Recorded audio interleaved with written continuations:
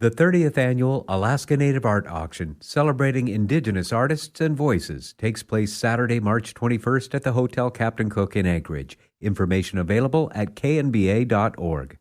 The Alaska Native Art Auction Gala is March 21st, 2026 in Anchorage, Alaska. Donate artwork by February 27th, 2026 and be eligible to win $500. Help sustain Indigenous-led media, including National Native News. Donor forms and details are found at knba.org.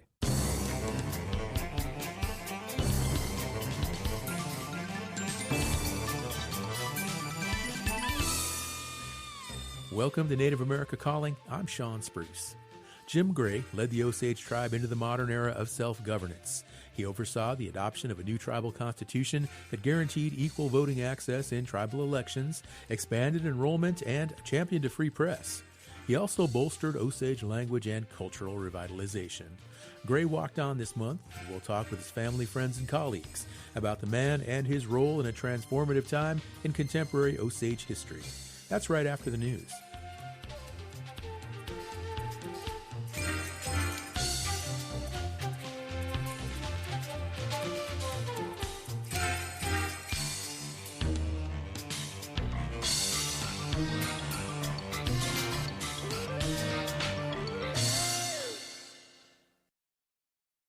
This is National Native News. I'm Antonia Gonzalez. The Washoe tribe has announced its acquisition of more than 10,000 acres of land north of Lake Tahoe. It marks the largest tribal land return in the Sierra Nevada and third largest in California. KUNR's Mariel Day has more. The Washoe tribe finalized the purchase of the land recently in partnership with organizations like the Wildlife Conservation Board. The land spans across from the northeast of Lake Tahoe and to about 20 miles north of Reno. Washoe Tribal Chairman Cyril Smokey says this is an opportunity for the tribe to revitalize their traditional practices, stewardship, and language preservation. The Washoe people being removed from our lands, hard fought to get every little bit back, and now we actually have something to call ours. Although the preserve is the first under the Washoe Land Trust, they hope to acquire more of the Washoe homelands.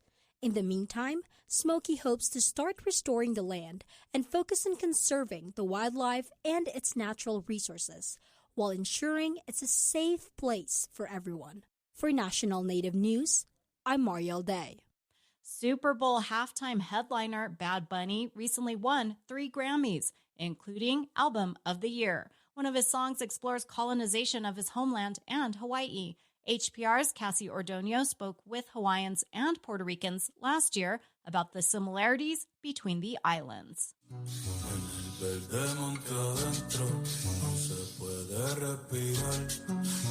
That's Bad Bunny's song Lo que la pasó a Hawaii. It translates to What Happened to Hawaii. Many locals say it highlights stark similarities and is a reminder of the island's colonial past. Daniel Kauilamahi is a native Hawaiian artist. He interpreted the song as Bad Bunny protecting his homeland by taking a political stance against statehood. Puerto Rico became a U.S. territory in 1898, 6 years after the overthrow of the Hawaiian Kingdom. Mahi underscored that native Hawaiian musicians have been raising issues of over-tourism and sovereignty rights. These artists include, but are not limited to, Sudden Rush and Brada Is. Visit all these islands and saw everything. How would they feel about the changes of our land? For this broader conversation is how Kanaka Maoli and Latino culture have been in conversation through music since Paniolo came to Hawaii, and our sounds have influenced each other for a lot longer than people think. Angel Santiago Cruz is a 69-year-old Puerto Rican who has lived in Hawaii for about 40 years. He joined the U.S. Army with the guarantee to be stationed in Hawaii. He wanted to see what statehood looks like. What are you going to lose? One lyric that stood out to him was to never forget the Lelolai. Santiago Cruz says it's an expression from the Hibaro, which is a person who is connected to the land. When the Hawaiians say "ea," that's an expression from your Hawaiianness. That's connection to the island. Yeah, it's pride. It's everything. Lelolai is the same. For National Native News, I'm Cassie Ordonio. The National Native American Boarding School Healing Coalition will be at the Denver Indian Center next week, gathering video interviews for its oral history project. It's part of an effort to document, acknowledge, and reckon with the experiences of boarding school survivors. The event in Colorado marks the project's 18th stop nationwide. I'm Antonia Gonzalez.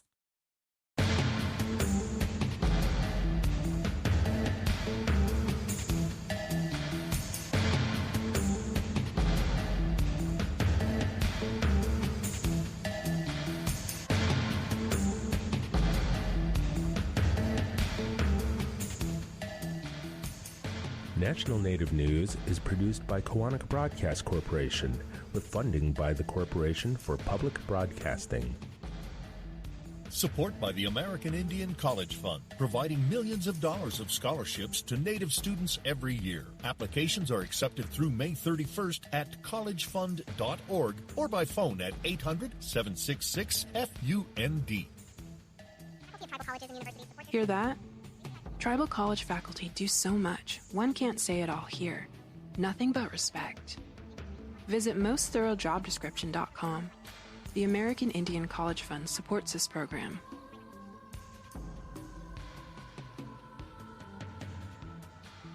Native Voice One, the Native American Radio Network.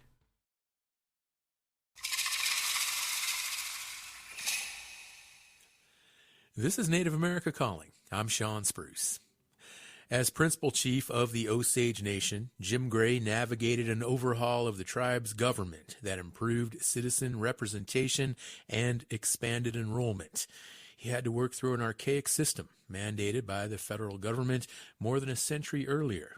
In the process, Gray helped build a foundation that reconnected his tribe with its traditional culture.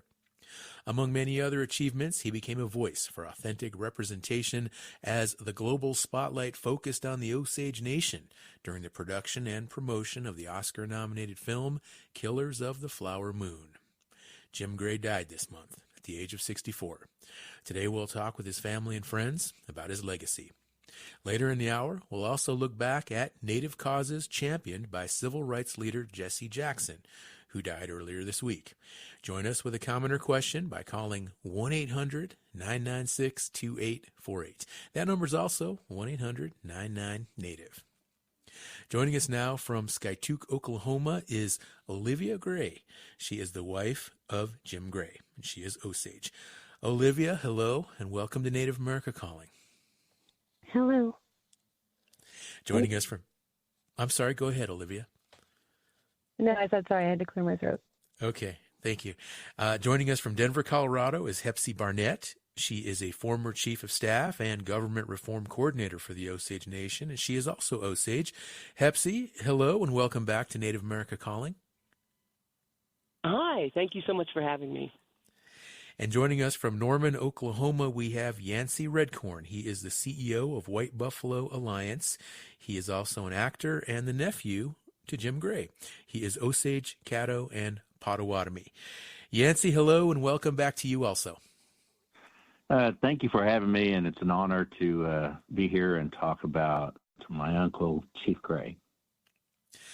I'm really, really looking forward to this conversation as well. And Olivia, I want to begin with you because among your husband's many accomplishments, he founded a newspaper that was originally known as the Oklahoma Indian Times. He, of course, was a tribal leader, and he also worked with filmmaker Martin Scorsese as a consultant on Killers of the Flower Moon. Did he always have a passion for public service? I think so. I think we were both raised that way just because of our parents and grandparents. That's probably why, we understood each other very well. And it wasn't just the things you mentioned. He had his hands in so many things, and it would surprise me sometimes because he'd come in and say, like, oh, I'm involved in this thing. And it, of course, was something, like, really important that was going on in Indian country, but he couldn't sit still. So he was always helping just in so many ways. It's incredible. Our house was always buzzing all the time. Mm-hmm. And his influence extended far beyond Oklahoma, of course. National Congress of American Indians, the Indian Gaming Association, and other large national organizations have all issued statements praising Jim. Do you think he knew and understood just how far and significant his reach extended simply beyond what he did with the Osage Nation? Not really. I mean, I think he knew a little bit. I don't think he believed it. Because he was just kind of, in a weird way, like he was very confident, and he talked a lot. But he also was kind of had his own kind of brand of being humble. And so, and just here in the house, he was just dad and husband and crazy stuff happening here. And so that's one thing I've really thought about, and the kids and I have talked about a great deal, is we wonder, like, everyone says, oh, I wish he could have heard this when he was alive. But we've all sat and talked about it and kind of wondered, would he even believe it then, though? Because he just was the kind of person that would say, but it's just me sitting over here, on my computer. Or it's just me riding around and talking to people. So, but I mean, I think that's what made him a good person also. Mm-hmm. Let's talk about some of his major reforms for the Osage Nation. Of course, there was the work he did on the tribe's constitution and other projects. And it's important to remember not everyone was on board at the time with some of these efforts, and he did endure criticism as a result. What do you think guided him through what had to have been an uncertain process at the time? And how did he respond to those criticisms? Well, I mean, he would put his game face on and act like everything was fine and just keep going. But, I mean, privately at the house, when it comes from your own tribe, it's very personal. And so it was very hurtful. And sometimes it's like your own relatives, And so that makes it very different when you're trying to do something. But I think Jim was selfless enough that he knew that this was the thing to do. And I mean, I say that about everyone that was on the 31st Council, because they had to be selfless enough basically to write themselves out of a job in reforming the government. And it was incredible that they were all so of one mind, that this was so important and it was so much bigger than any one of them, that they were willing to do that. Now, your husband also worked as a consultant for Alaska Native communities and Native Hawaiians as well. Tell me more about some of the work he did with those populations. Well, with the Native Hawaiian work that he did, that was so important to him because Jim was always like living and breathing sovereignty all the time. And he didn't use all the fancy words at the house like he did with you guys. And so, he'd say they just did them dirty, babe. They just did them dirty, and it's not fair and it's not right. And they're in the same position that we're in. And we talked a lot about how Native Hawaiians had been priced out of their own lands and how terrible that was, because that land is like a connection to your people and how important it is. And he really, really loved going to Hawaii and working with those folks. And anytime there would be even the smallest amount of progress, he'd just be celebrating. And the same conversations would happen around the Alaska Native corporations. He'd say, they don't have tribes like we have tribes here. And in some ways it works for them, but in some ways it's very hurtful for them. And, he really analyzed everything and tried to figure out, the best way to move forward that would be the best benefit for people. He lived and breathed sovereignty, and whether it was the Osage Nation or anyone else, he was always fully on board when anyone would call and say, can you help? Mm-hmm.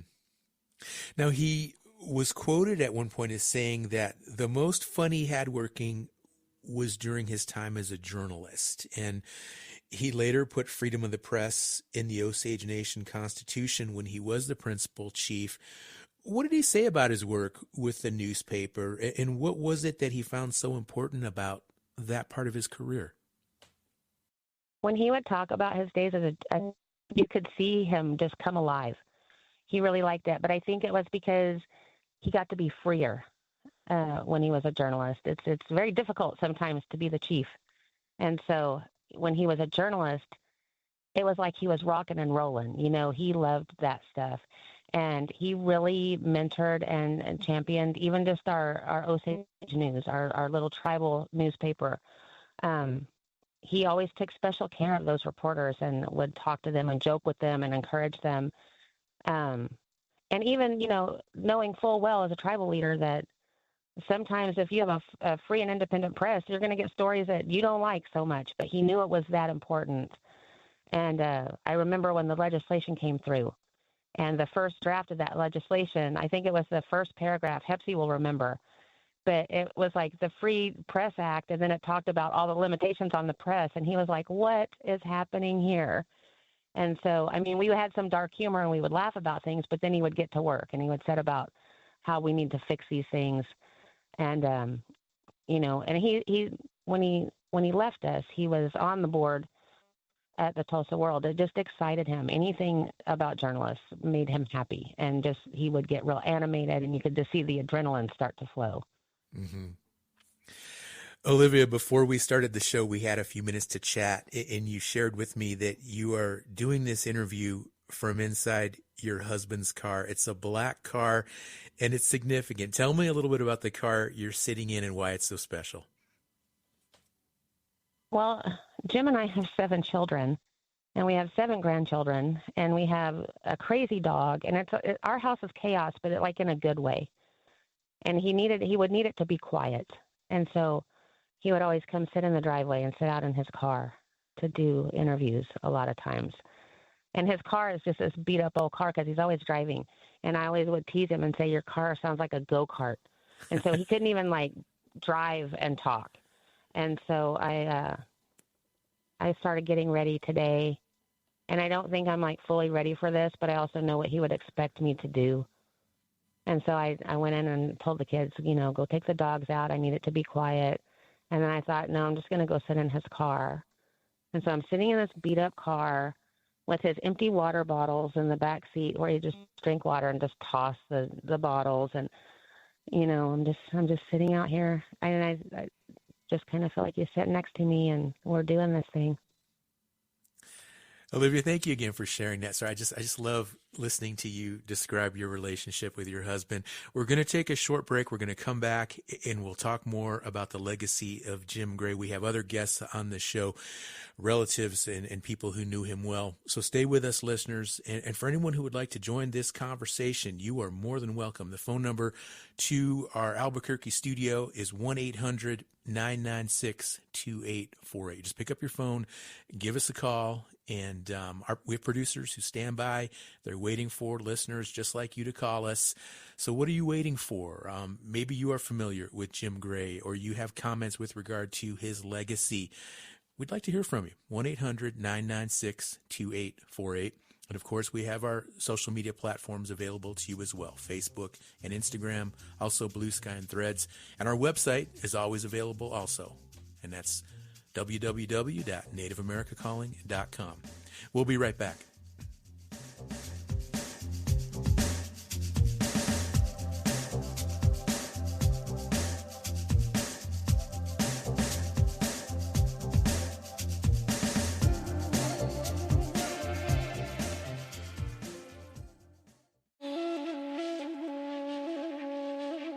A new 5-year study by the U.S. Department of Justice shows an increase in domestic violence. The report comes as federal funding for victim services is disappearing or on the line. Native American women are disproportionately affected by domestic violence, and on the next Native America Calling, we'll find out what's working and what's not for domestic violence survivors.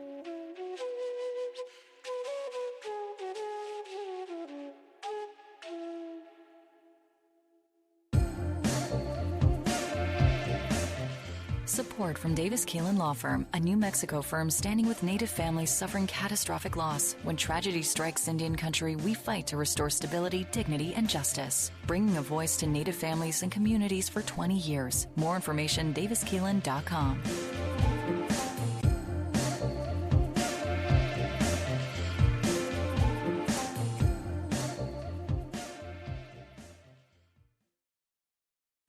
Thank you for listening to Native America Calling. I'm your host, Sean Spruce. We are talking now with family and friends of former Osage Principal Chief Jim Gray about his life and legacy.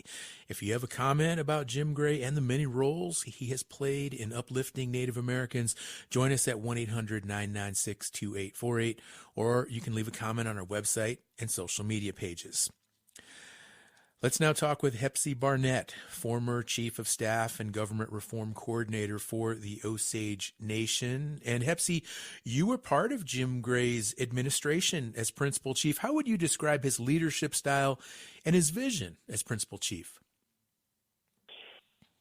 Well, first of all, I'd just like to say, Jim was just an exceptional visionary leader, but his style of leadership was very collaborative. He made a point during his second term as principal chief, and really the first principal chief under the newly reformed government, to assemble the most talented team of Osages that he knew of to come together and serve with him toward self-governance. And his style of leadership was he had a vision for what needed to happen. He would call you in his office. He would say, "This is what I want." Like one of the first things he did as principal chief under the new government was say, "Now we have a new government. Now we need to go out and find out what are the priorities of the Osage people."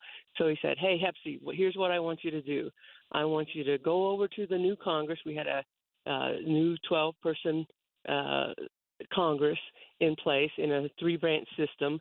And so he said, "I want you to go over there. I want you to write some legislation, draft some legislation, go over and work with some of the members of Congress.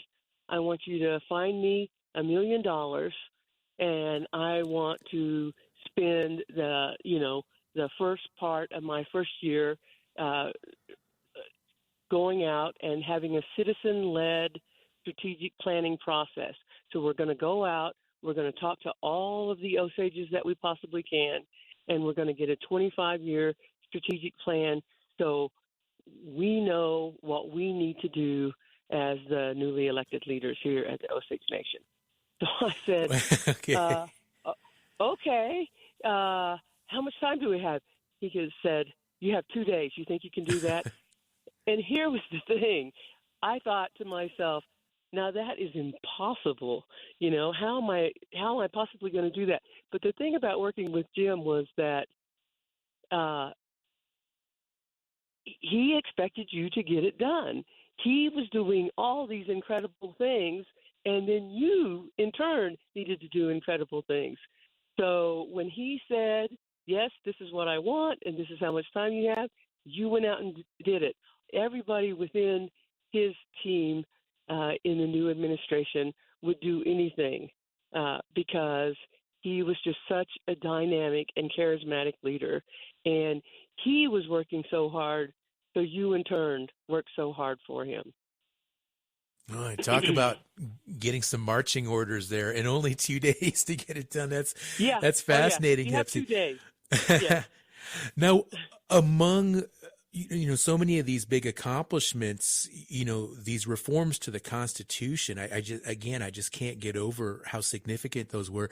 And you have said that it's rare for tribes to change their constitutions or make big reforms like what happened under this administration. Why is that? And tell us more about just how significant these reforms really were. Well, Chief Gray, there were, when people watch that movie, Killers of the Flower Moon, I'm sure they're thinking, how in the world could this have happened? But to put it into context, Osages, we had several reservations before we moved down into Oklahoma, with the previous one being in Kansas. And so when, you hear that story about Little House on the Prairie, it was really Little House on the Osage Reservation. A lot of squatters started moving into the Osage Reservation and trying to settle there. And as a result, the Osage leaders at that time spoke with the federal government and managed to negotiate a sale of our reservation in Kansas. And with the monies received from the sale of that reservation, we actually bought our reservation in Oklahoma, which was then Indian Territory.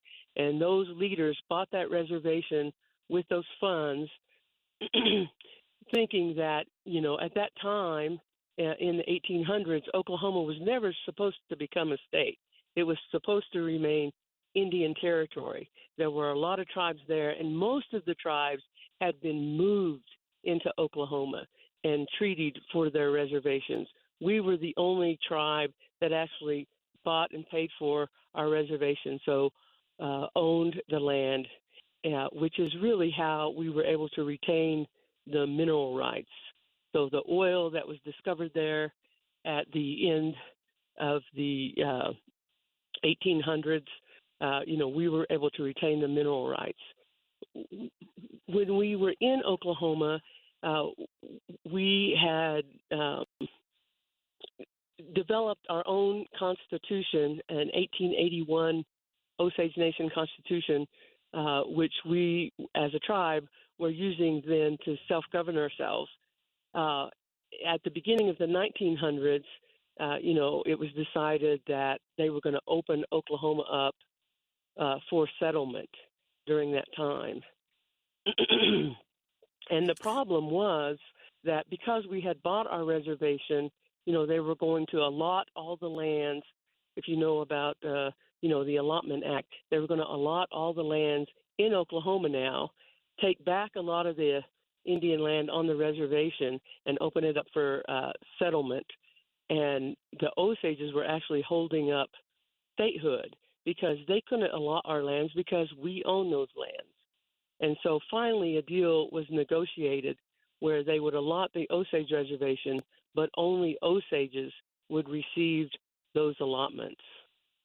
I think that's, really an important factor. Also, during that time, once they basically illegally abolished our 1881 Constitution, then in the 1906 Act, what they did was they created a simple tribal council system of government that basically reported to the BIA.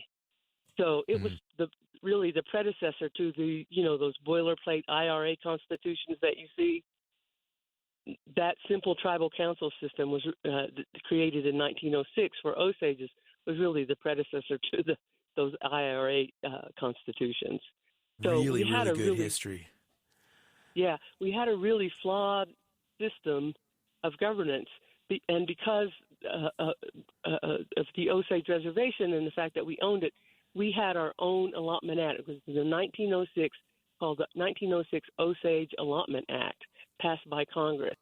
Now, the other weird thing that they did in that 1906 Act was they divided up the stakes to the royalties from the oil during that time into 2,229 shares. That's how many Osages there were at the time. And each Osage was given one share or one headright to that oil to become the beneficiary of the royalties to the oil. The other weird thing that they did that I think most people don't know is they then tied citizenship to those shares to the royalties. So I know this is weird, but they created this weird plutocracy where in order to be a citizen of the tribe, you had to have some share to the royalties of the oil. Now, originally, all Osages had a share, but as each, succeeding generation came along, there became more and more disenfranchised Osages. Okay. So that this history is a big part of the plot of Killers of the Flower Moon as well. Yes, and then Hepsi, exactly. And then these headrights, these were also extended to voting, right? And that's where some of the reforms were also made. Yes, exactly. So what happened with each succeeding generation from 1906, you can see that, the only way you could get a headright was to inherit it. Now, one thing, this is how Killers of the Flower Moon became possible was that originally, when that was written in the 1906 Act, it didn't distinguish that you had to be Osage to inherit those shares. Now, that was corrected in 1925 after all of the murders. So now, in present day, you have to be Osage to inherit a share of a headright. But between 1906 and 1925, that wasn't distinguished in the 1906 Act. So that's how those murders were able to take place. and so what's important to know is that, you know, not every person who was Osage necessarily had inherited a share. So that by the time we started government reform, you know, 3/4 of the people who had CDIB cards that said they were Osage weren't considered Osage because of the 1906 Act. All right, there were only about 4,000 of 17,000 possible that could vote and participate in the government. I can see now how some of these reforms would have been so contentious, in how emotions in political factions could have gotten really heated up. Yeah, this is really, really fascinating, Hepsi. Thank you for sharing. I want to bring Yancey Redcorn into the conversation now, because Yancey, you and Jim Gray grew up together. Tell us about your relationship, and did you always see his ambition there, even as a young man? Yes. He was only 2 years older than me, but he was my uncle. So I was around him and grew up with him, and, you know, we played, and he was a great tennis player, and I could play. He was better than me. He played in college, but he used to play tennis. But I mean, a lot of people don't mention that he was a really good tennis player. But and he could play. He was so smart that when he played tennis with somebody, he knew where to place the ball, and it was like playing chess with somebody. So I just wanted to throw that one in there. But we did grow up together, and he wasn't just my uncle; he was one of my best friends. And with this thing, go back to your original question, because I didn't want to get up on a tangent. See it as a young man that he was destined for great things. Yes. Ever since he was young, he was and he didn't mean it to be like this. Like Olivia was saying, he was gentle and very humble, but he could also sell anybody anything. I mean, he could talk anybody into, when we'd run around on the Osage Ridge as kids, he could talk the adults into letting us do this or letting us do that. So he had a way of just being a salesman, and I don't mean it like anything. Just that he could just have people trust him immediately, and that being a newspaper man, that and a journalist, I think that helped in getting people to trust him and for them to open up and talk to him, and what Hepsi was saying.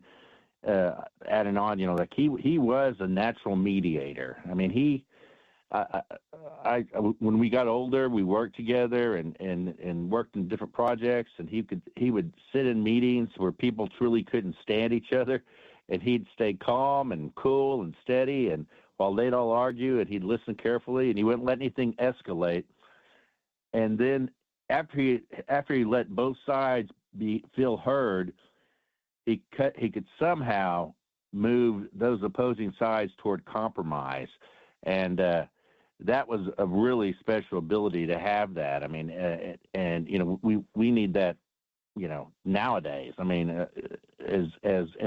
and until his death, he continued to mediate and trying to bring opposite sides into improving tribal sovereignty for all tribes, and to get us true sovereignty. So he was all about that, and I just wanted to make sure that people understood what a great mediator he was, like Hepsi was saying. I mean,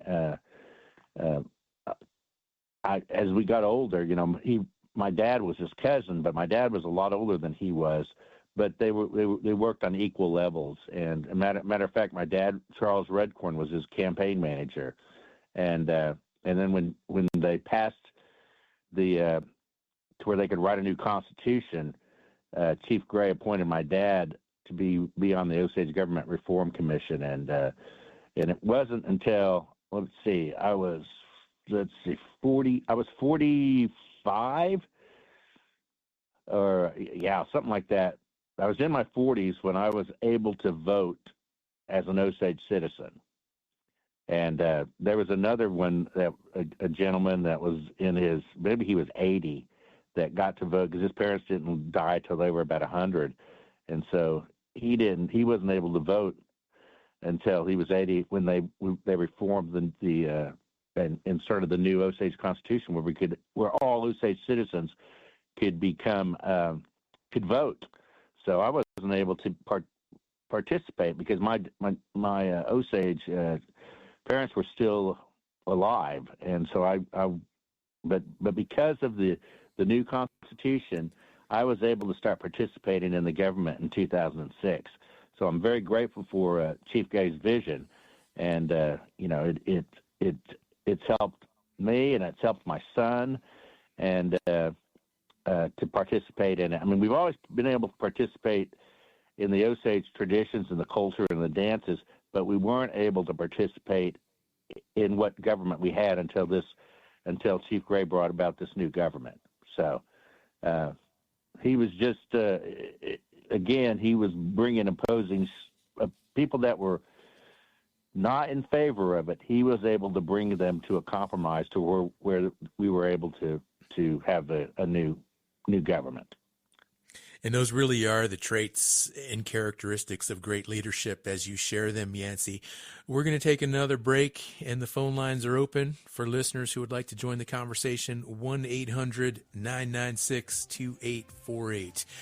We are discussing the legacy of the late Principal Chief of the Osage Nation, Jim Gray. Stay with us. We'll be right back.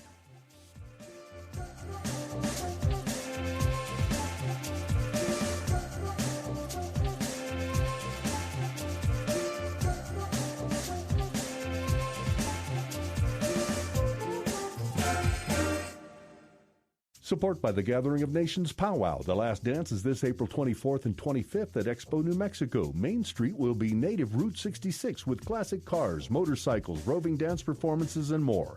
Tickets at gatheringofnations.com and at the gates. Ready to expand your reach and inspire change? Kaufman & Associates crafts culturally grounded communication strategies for Native audiences. More at kaufmaninc.com. KAUFFMANINC.com.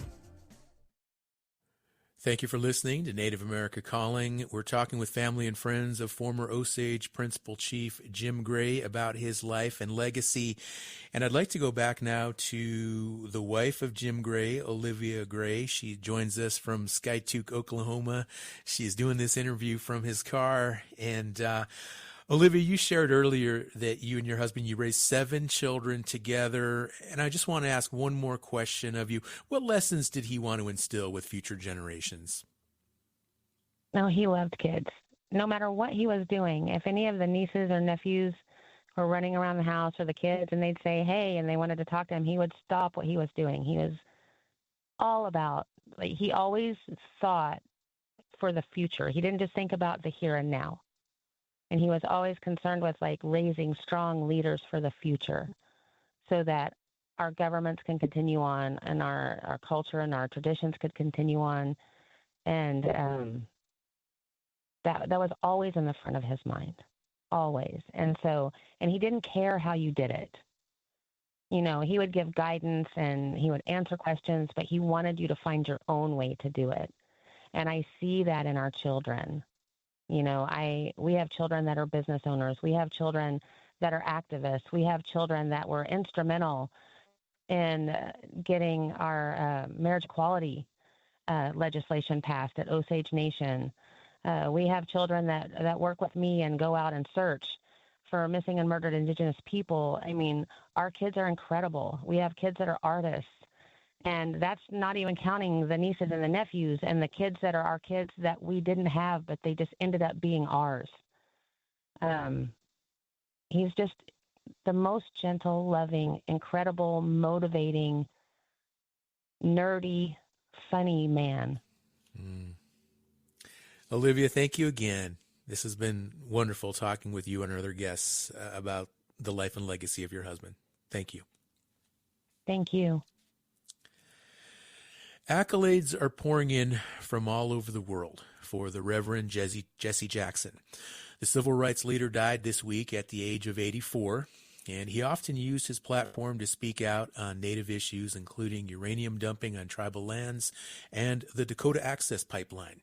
Let's now take a moment to remember his contributions, and phone lines are still open for listeners who would like to join this discussion today, 1-800-996-2848.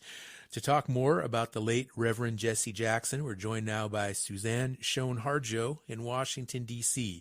She is the president of the Morning Star Institute and recipient of the Presidential Medal of Freedom.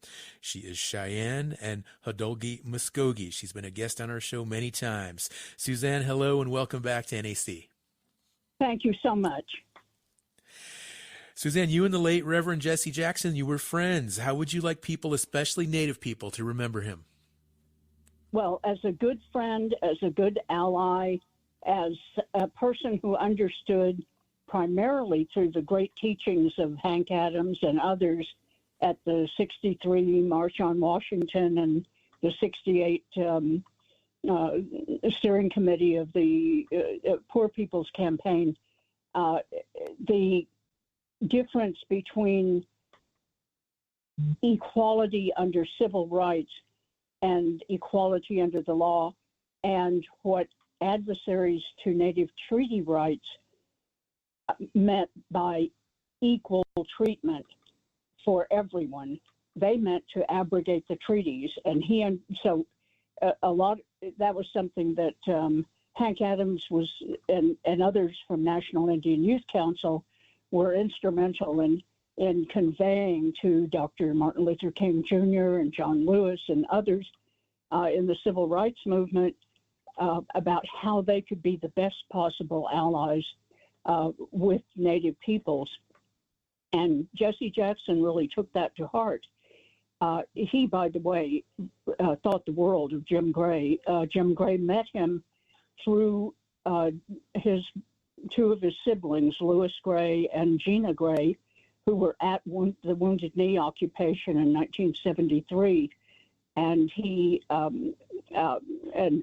Jesse Jackson was out there at the request and arrangement of Hank Adams. And after Wounded Knee and during Wounded Knee, he was introduced to, or Jesse Jackson was introduced to Jim Gray, and they hit it off famously. And Jim Gray they were both just so smart and so funny, and could find a good humor or goodwill way to get through any sort of tension or conflict. And so I really appreciated that about both, and you can tell from the greatness and the poise and the sincerity of Olivia Gray right now, what kind of relationship she and her husband had, and how there was a great woman behind him and beside him and in front of him to help him in his great leadership role. I knew Jim as a journalist first, and that was the way I knew Jesse Jackson too.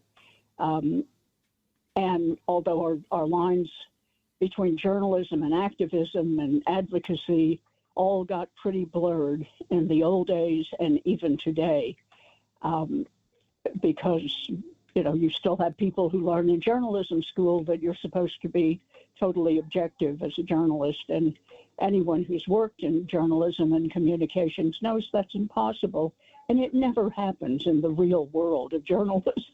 There are all these biases, and you just have to declare them and own them and put them out so that people understand what's happening. And that was the kind of leader that Jim Gray was. That's the kind of leader Jesse Jackson was.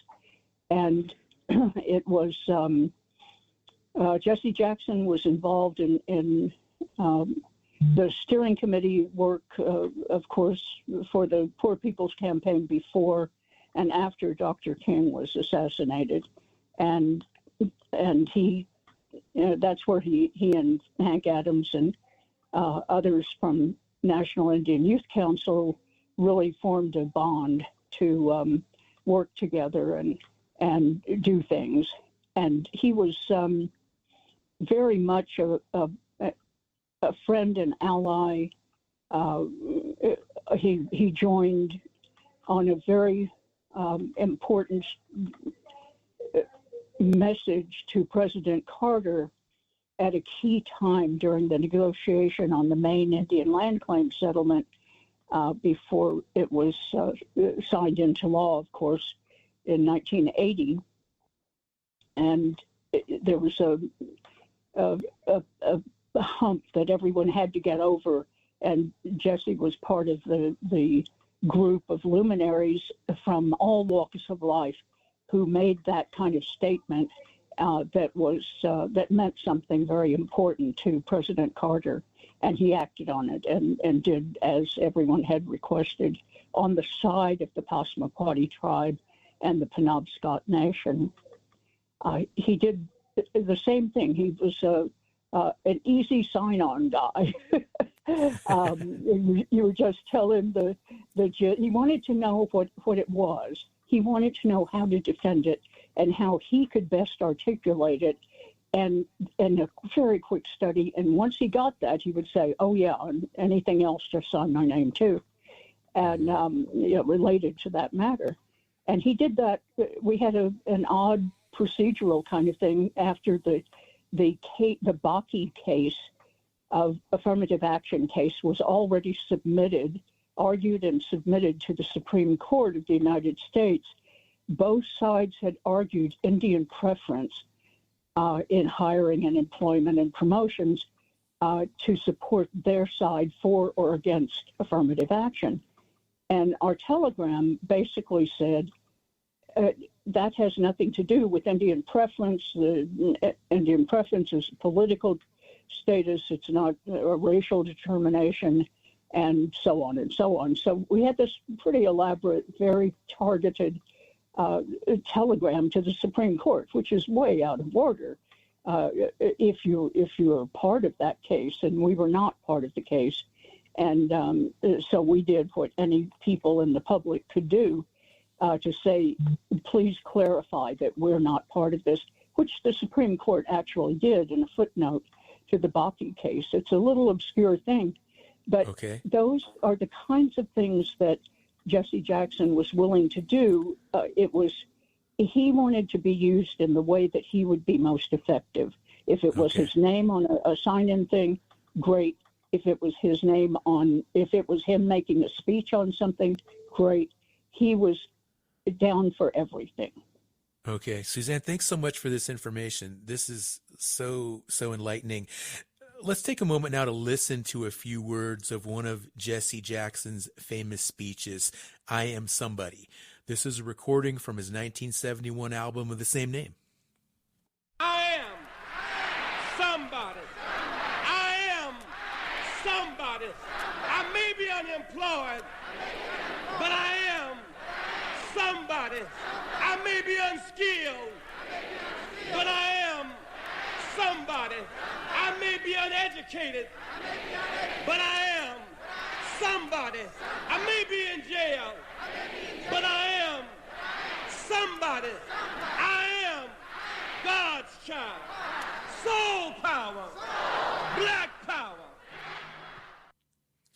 That was part of a recording from 1971 of Jesse Jackson's "I Am Somebody" speech. He would later recite some of that speech in 2016 in South Dakota during the Dakota Access Pipeline protests. And we're speaking with Suzanne Schoen-Harjo, who knew Jesse Jackson. And Suzanne, it's also interesting to note that Jesse Jackson had a native staffer during his presidential bid back in 1988. And tell me more about just what it was that made him champion Native causes to such a strong degree. Well, because he understood that we all had much in common, including our mutual oppression, but and a mutual source of that oppression, the colonization and manifest destiny kinds of sources that were driven by avarice and greed, and that we could make better headway and greater headway by joining forces rather than by trying to compete with one another.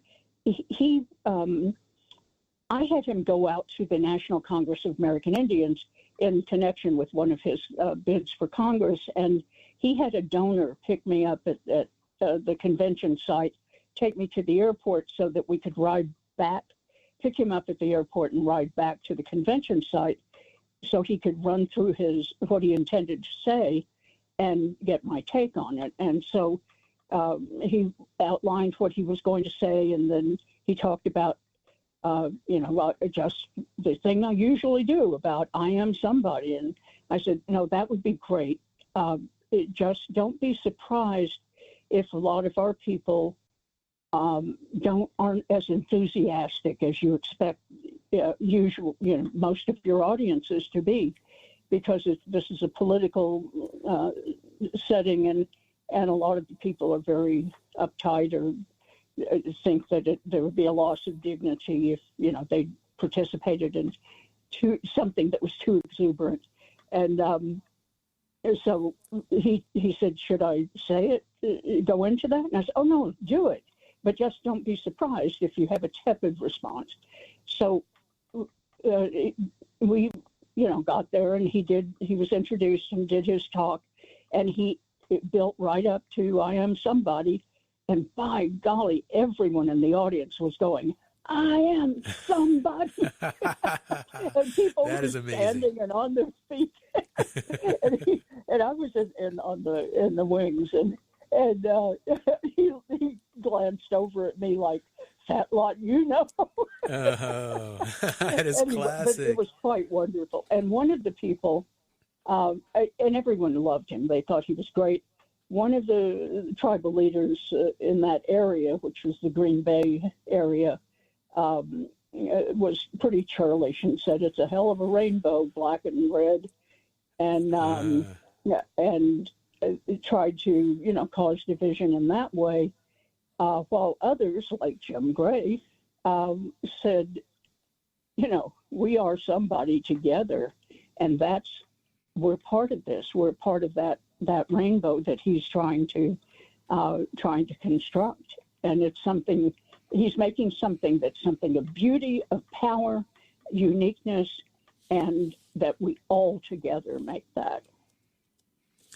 Suzanne, we have to wrap this show up in about a minute, but what do you think Jesse Jackson's legacy will be for future generations of activists? Well, that he was a man of confidence and humility, and that he understood his place in the world very, and made sure that he concretized his place in the world, and that he was a man of service and of dedication to building up other people's, not just their self-esteem, but their sense of worth and their ability to achieve in a way that people who have confidence and who have a love of themselves as well as their peoples can achieve. And that's why it was so important that he did the I am somebody kinds of things, because you can't just articulate that or jump up and down and say, I am somebody, without feeling it. And then you remember that good feeling. All right. I'll remember it. I am somebody. Unfortunately, we're out of time. We're going to have to wrap up, but big thanks to our guest today, Suzanne Harjo. and also Olivia Gray, Hepsi Barnett, and Yancey Redcorn. Join us again next week as we start with a look at the future of a domestic violence prevention program. Our executive producer is Art Hughes. Our producers are Andy Murphy, Sol Traverso, and Joe Thompson. Marino Spencer is the engineer. Sean McPolin is the digital producer. Nola Daves-Moses is the distribution director. Bob Peterson is the network manager for Native Voice One. Clifton Chadwick is our national underwriting sales director. Antonia Gonzalez is the anchor for National Native News. Charles Sather is our chief operations officer. The president and CEO of Quantic Broadcast Corporation is Jacqueline Salee. Have a safe weekend. I'm Sean Spruce.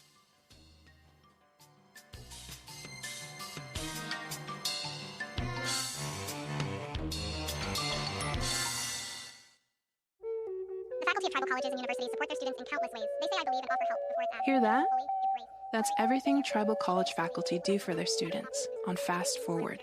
Because if one tried to say it in real time, they'd be here all day. They teach, guide, comfort, and connect. And for that, the community is grateful.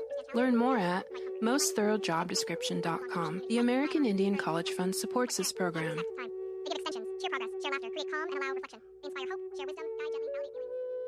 Who protects Indian country? Ameren does. As the only 100% tribally owned insurance carrier, Ameren helps strengthen tribal communities by providing reliable insurance coverage and keeping dollars in Indian country. From property and liability to commercial auto and tribal workers' compensation, Ameren is here to protect what matters. Celebrating 40 years of serving Indian country. Learn more at Ameren.com. That's AMERIND.com.